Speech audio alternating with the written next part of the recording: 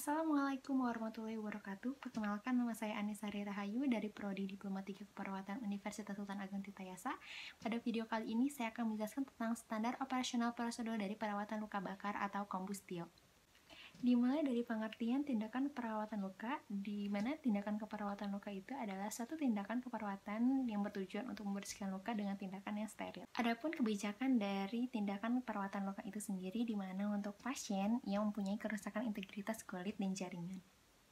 Selanjutnya pada tahap penyiapan alat, yaitu yang pertama adanya bak instrumen, di mana bak instrumen ini berisi pinset anatomis 2 buah, pinset chirurgis 2 buah, adanya gunting jaringan, adanya kasa steril, dan kom kecil 2 buah. Lalu selanjutnya ada handscone bersih, lalu ada handscone steril, lalu ada apron, ada masker jika diperlukan, lalu ada gunting plester, ada nirbecken atau bengkok, lalu ada pengalas, lalu ada plester, terus adanya larutan fisiologis atau NaCl 0,9%, lalu adanya terapi topikal, ada alkohol 70%, dan alat evaluasi luka dan selimut mandi. Selanjutnya ada tahap prainteraksi, di mana tindakan prainteraksi ini adalah memvalidasi klien apakah klien yang kita tuju ini benar yang akan dilakukan perawatan luka atau bukan. Selanjutnya ada tahap orientasi, di mana tahap orientasi ini yang pertama dilakukan adalah memberikan salam terapeutik, memberikan salam, halo, atau assalamualaikum. Lalu menjelaskan kepada klien beserta keluarga tentang tindakan prosedur yang akan kita lakukan.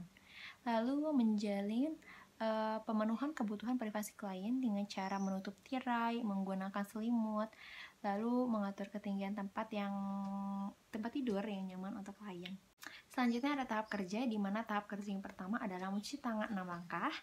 Lalu setelah mencuci tangan 6 langkah, meletakkan peralatan di dekat klien. Setelah mendekatkan peralatan dekat klien, lalu kita mengganti selimut pasien dengan selimut mandi.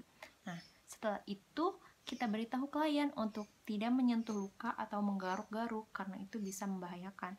Lalu kita pasang perlak di bawah area luka, lalu kita kenakan handscone bersih dan letakkan bengkok dekat dengan klien. Lalu lepaskan plester dengan menariknya secara perlahan. Jika dirasa sulit, bisa menggunakan kasa basah untuk membukanya. Lalu letakkan balutan kotor di atas nirbecken atau bengkok. Setelah kita membuka plester klien, saat itulah kita mengkaji dari luka klien apakah terdapat kotor, apakah terdapat cairan seperti pus atau kotoran-kotoran lainnya yang menempel pada luka. Setelah kita kaji, yaitu lepaskan sarung tangan bersih kita, lalu letakkan pada bengkok. Nah, setelah kita melepaskan sarung tangan bersih, kita mempersiapkan dari cairan-cairan yang akan kita lakukan untuk perawatan luka. Nah, itu seperti NaCl 0,9% atau air lisol.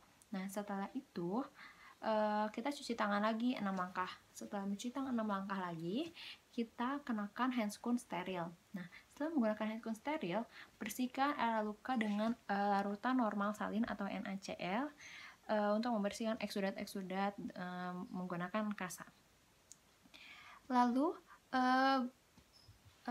gunakan satu kasa untuk setiap kali usapan, seperti serat, tidak boleh balik lagi. Lalu gunakan kasa kembali untuk mengeringkan luka.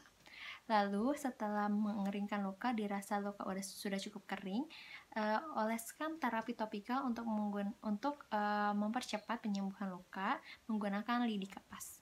Setelah kita memberikan terapi topikal dengan lidi kapas, kita tutup luka menggunakan dengan kasa steril. Jika luka terpasang drain, sesuaikan dengan kasa lain. Lalu pasang plester pada balutan jika perlu untuk memfiksasi. Lalu selanjutnya adalah merapikan peralatan. Lalu lepaskan sarung tangan dengan masukkan dengan bengkok berisi air lisol 2,3%. Lalu bantu klien untuk kembali ke posisi nyamannya seperti semula. Lalu evaluasi dengan kenyamanan si klien, apakah setelah dilakukan tindakan perawatan luka pasien merasa nyaman atau pasien merasa nyeri atau apa. Lalu selanjutnya kita mencuci tangan kembali.